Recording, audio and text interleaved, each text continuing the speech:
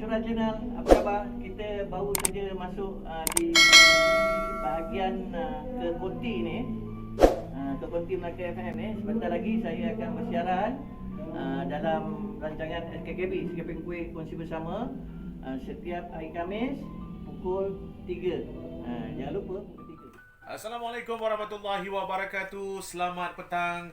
Selamat mendengarkan kami di Radio Malaysia Melaka FM menerusi Skipping Kuih Kongsi Bersama. Dan petang ini saya masih lagi bersama dengan yang berbahagia Ustaz Abdul Syukur Talib yang akan berbicara dengan tajuk institusi perkahwinan pilihan pasangan. Ustaz Ya.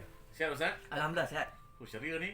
Dapat Adakah tajuk ni membuatkan Ustaz ceria? boleh jadi juga. Membawakan tajuknya institusi perkahwinan pilihan pasangan, nak berkongsi dengan pendengar setiap Radio Malaysia Melaka. Tapi sebelum tu Ustaz, kita ucap terima kasih jugalah kepada warung nasi ayam Pulau Kelapa. Siapa lagi kalau Pak Mat kita, Dak Syukur dan juga Chef Khairul yang sudi orang kata menyumbangkan kuih muih untuk dimakan bersama dengan seluruh kaki tangan di Melaka FM ini. Ustaz, institusi perkahwinan pilihan pasangan, kita nak berbicara dalam pengertian perkahwinan ini menurut Islam. Assalamualaikum warahmatullahi taala wabarakatuh.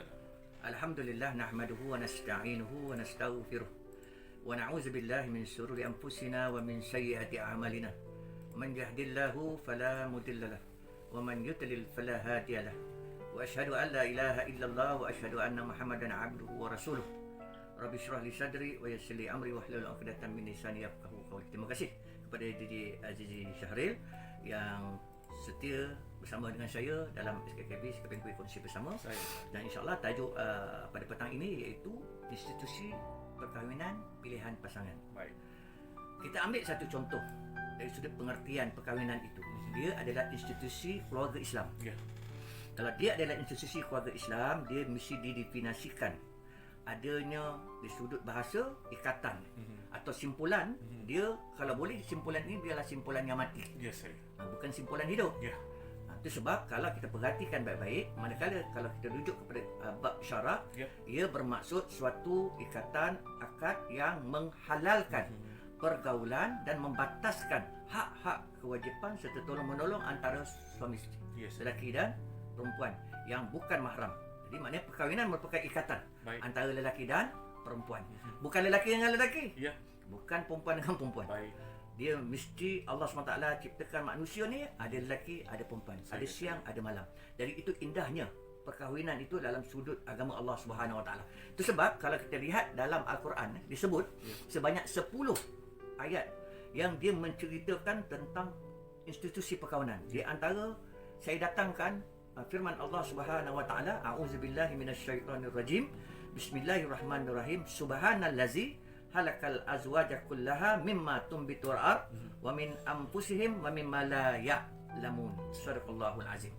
Maha suci Allah, sebab Allah mulakan institusi perkahwinan yang Allah mulakan. Maha suci Allah, Allah kata, telah menciptakan pasangan-pasangan semuanya, baik dari apa yang ditumbuh di bumi dan diri mereka maupun dari apa yang tidak mereka ketahui. Surah Yasin ayat 36. Jadi kalau kita ambil daripada pendekatan ayat ini tadi, dapatlah kita mengambil satu simbolik. Ukuran nilai institusi perkahwinan adalah satu anugerah. Kata-kata kita dengar kawan-kawan kita ada yang telefon saya, Ustaz, kenapa jodoh saya lambat? Ustaz, kenapa saya masih belum berkahwin dan sebagainya. Saya cakap senang je. Yakinlah, lambat ada hikmah di sebaliknya. Hari ini kita ambil munafaatnya. Contoh, cepat kahwin, wa ya na'udzubillah, minta dijauhkan, dah pun bercerai. Lambat kahwin bukan disebabkan kita tak ada jodoh, tapi kita kena sentiasa bersyukur dengan apa yang berlaku. Itu sebab Allah Subhanahu wa taala dalam kita mencari institusi perkahwinan tu, yang pertama yang kita kena faham, ada 5 rukun perkahwinan dalam Islam atau nikah yang perlu diketahui pasangan. Orang di luar sana, mereka yang di luar sana, ini kita cerita pada orang yang belum kahwin ni. Ya, betul tu. Yang dah kahwin tak payah. Sudahlah. Cukup kekalkan yang satu. Betul. Yang satu pun susah nak jaga. Betul, buat apa nak cari lagi, menambah-nambahkan buat apa.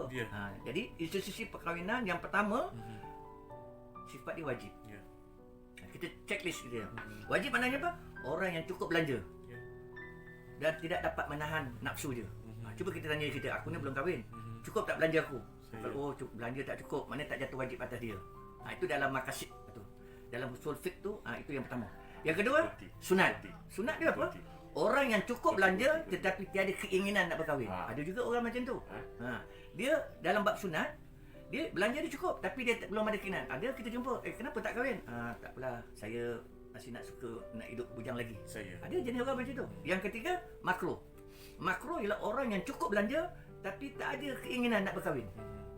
Bahaya juga kan. Dia cukup tapi belum ada. Kita jumpa kawan-kawan kita kata-kata kita boleh nampak. Yang keempat, harus mereka tidak mempunyai sebab mendesak untuk berkahwin dan tidak mengharamkan perkahwinan. Jadi tak ada keperluan dia nak kahwin. Dia seronok hidup seorang-seorang. Ada kawan-kawan yang macam ni. Yang keempat, haram mereka yang tidak mampu dari segi nafkah zahir dan batin.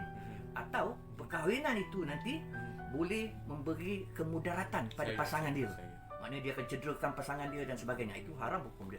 Itu sebab cantiknya institusi perkahwinan yang Allah angkat tu tadi untuk disatukan lelaki dan perempuan itu hidup dalam kasih dan sayang Allah Subhanahu Wa Taala. Dan kita akan bertanya lagi dengan Ustaz yang mana soalan seterusnya, bagaimana pilihan pasangan menjadi keutamaan Ustaz ya? InsyaAllah. Sebelum kita bersama dalam topik yang seterusnya, jom kita dengarkan lagu daripada Afgan, Jodoh Pasti Bertemu. Pasti Ustaz? Pasti insyaAllah. Pasti.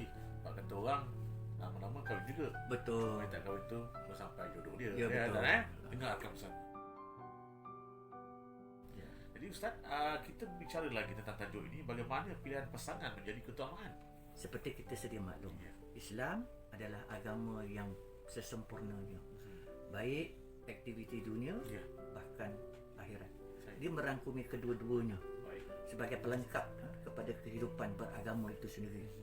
Itu sebab kalau kita perhatikan, Allah SWT mendatangkan dalam Al-Quran, A'udzubillahi minasyaitonirrajim, Al-yawma akmaltu lakum dinakum wa atmamtu alaikum ni'mati wa raditu lakumul Islam madinah.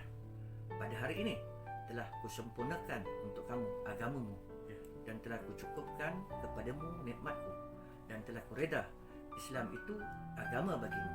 Surah Al-Maidah ayat 3. Islam memberi panduan yang jelas seseorang lelaki dalam memilih jodoh. Namun Islam lebih mengutamakan perempuan yang beriman. Kerana apa? Kerana keimanannya saja dapat menjamin kebahagiaan dunia dan akhirat. Sabda Nabi sallallahu alaihi wasallam, janganlah wanita itu dikahwini kerana kecantikannya. Hari ini ramai orang cari yang cantik. Sebab Nabi pesan, jangan cari wanita yang cantik. Mungkin kecantikannya menyebab dia berperangai buruk. Tak, kita tak kata semua perempuan cantik perangai buruk, tapi ini kita nak elaborate apa yang dah Nabi SAW memperingatkan dalam sabdaannya. Dan jangan pula kerana kekayaan. Kerana mungkin kekayaannya menyebab dia menjadi sombong. Dan mungkin kekayaannya membuat dia menjadi sombong, dan tetapi kahwinlah wanita itu kerana agamanya. Dia seorang yang hamba, walaupun dia seorang yang hamba, hitam kulitnya tapi bersih agamanya. Ia adalah lebih baik. Diriwayatkan oleh Al-Baihaqi. Dalam hadis yang lain diterangkan lagi. Terdapat hadis lain Nabi SAW dalam mafhumnya bermaksud wanita dikahwini kerana 4 perkara. Yang pertama, harta, keturunan, kecantikan dan agama. Di hujung hadis itu tadi dia kata, maka agama adalah lebih baik. Kerana apa? Kerana bila wanita itu ada agama, kita memilih wanita yang ada agama, bawa agama dalam kehidupan, tentunya dia wanita yang bertakwa dan salihah. Dia mampu membawa keluarganya dalam institusi kehidupan yang baik di dunia, bahkan juga di akhirat Allah SWT. Jangan jadi macam apa yang berlaku bila saya dihubungi oleh seseorang. Dia kata, Ustaz, saya nak tanya dengan Ustaz, boleh tak? Macam mana saya nak suruh isteri saya pakai tudung? Contoh ni berlaku. Ini bukan cerita dongeng ni, Zee. Ini benar-benar berlaku. Ada yang hubungi saya, Ustaz, macam mana saya nak isteri saya pakai tudung? Persoalannya, saya cakap dengan dia, isteri kamu ni sebelum kamu kahwini dia dulu, bagaimana keadaan dia? Maksud saya pakaian dia. Dia kata, Ustaz, minta maaf lah Ustaz, masa saya nak kahwin dulu, saya jumpa dia kat bus stop. Dia pakai apa? Dia pakai skirt. Tapi dulu Ustaz, hari ni Allah dah bagi saya hidayah. Saya nak supaya isteri saya pakai tudung. Tak kesusah. Itu sebab apa yang Nabi SAW sarankan tadi tu, carilah wanita yang ada agama. Supaya dengan adanya agama itu nanti, sebab kita kena ingat, bila berdua akhirnya akan jadi bertiga. Bila bertiga akhirnya akan jadi berempat. Jadi proses pendidikan itu nak bermula di mana? Proses pendidikan ini mesti bermula di rumah. Siapa yang nak mendidiknya?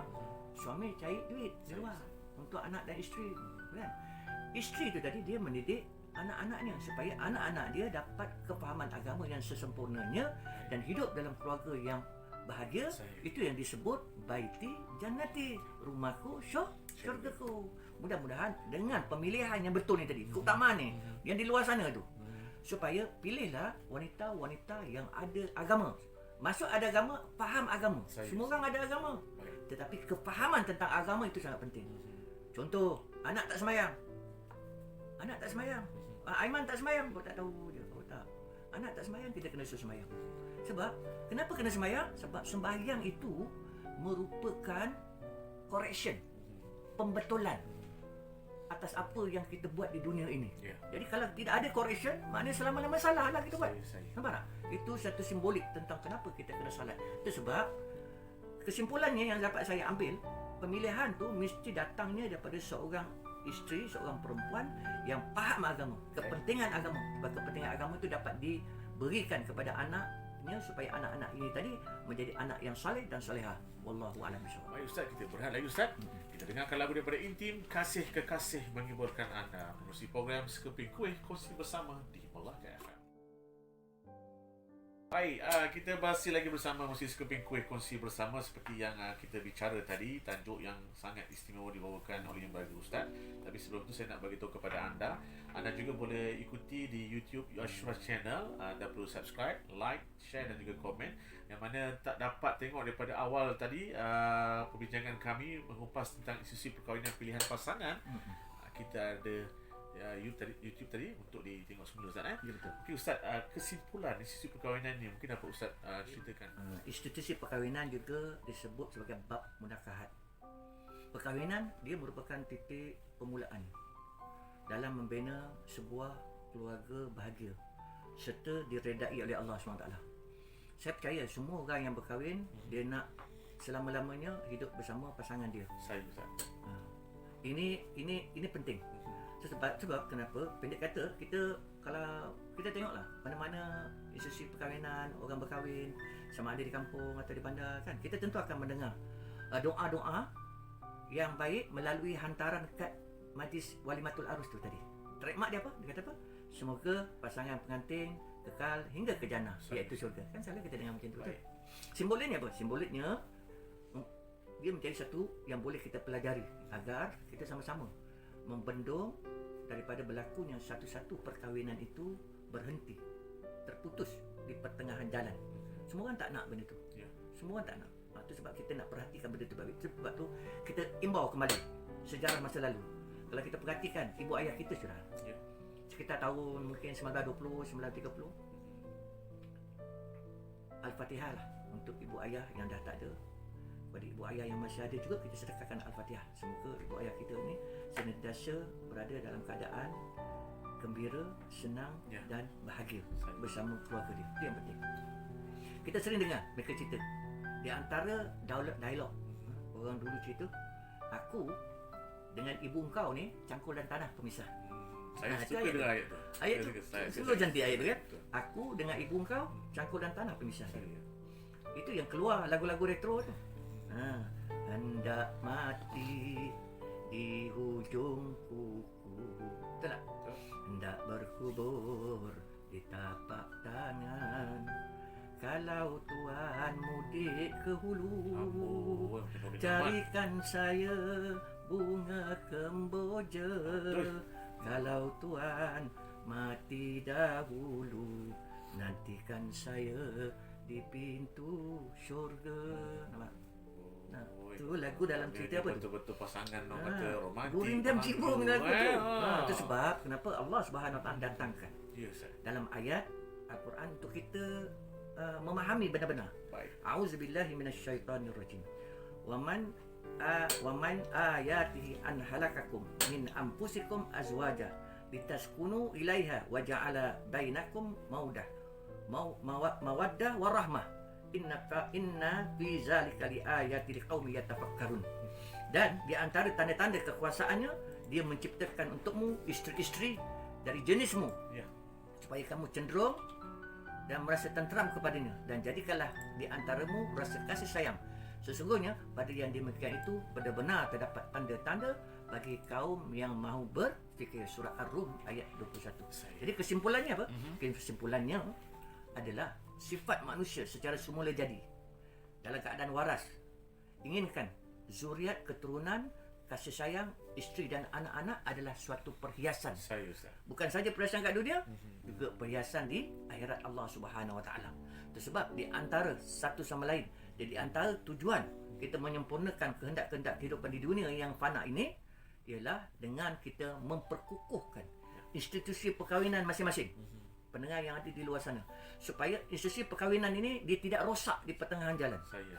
Macam tadi Zida disebut, berdoa. Jadi kita doa dengan Betul. Allah Subhanahu Wa Taala. Carilah apa-apa doa pun. Mudah-mudahan Allah Subhanahu Wa Taala memperkukuhkan hubungan kekeluargaan kita ini menjadi salah satu daripada contoh suri tauladan kepada semua manusia, masyarakat. Bukan saja jiran kita, bukan saja tetangga kita, bahkan seluruh. Bahkan bukan saja negeri Melaka, bahkan seluruh dunia. Mudah-mudahan kita perolehi suatu entiti, satu rumusan kepada kekeluargaan itu, supaya dia menjadi cermin kepada bukan saja pada diri kita, dan dia boleh menjadi asbab kepada Allah SWT turunkan nusrahnya kepada kita semua. Wallahu a'lam bishawab. Kita baik hari program Sekeping Kongsi Bersama ini mungkin ada doa yang kita kongsikan bersama lebih-lebih lagi untuk kita memutuskan rantaian COVID-19 ini. Silakan Ustaz. Allahumma salli ala Sayyidina Muhammad wa ala ali Sayyidina Muhammad. Bismillahillazi la yadurru ma ismihi syai'un fil ardi wala fis sama' wa huwas samiul alim. Innama amruhu idza arada syai'an an yaqula lahu kun fayakun. Allahumma inna na'udzubika minal baras wal junun wal juzam wa min sayyi'il asqam. Wa sallallahu ala Sayyidina Muhammad walhamdulillahi rabbil alamin. Terima kasih sekali lagi kepada Yang Berhormat Ustaz Abdul Syukur Talib. Anda boleh ikuti di YouTube Ashura Channel bagi memastikan jangan terlepas ulangannya mengenai institusi perkahwinan pilihan pasangan. Assalamualaikum Ustaz. Okey, terima kasih. Sebentar tadi saya baru saja selesai rakaman live Facebook dengan tajuk Institusi Perkahwinan Pilihan Pasangan bersama penerbit yang tidak asing lagi, Saudara DJ Azdi Syahril. Jangan lupa saksikan rancangan rakaman itu tadi di Ashura Channel.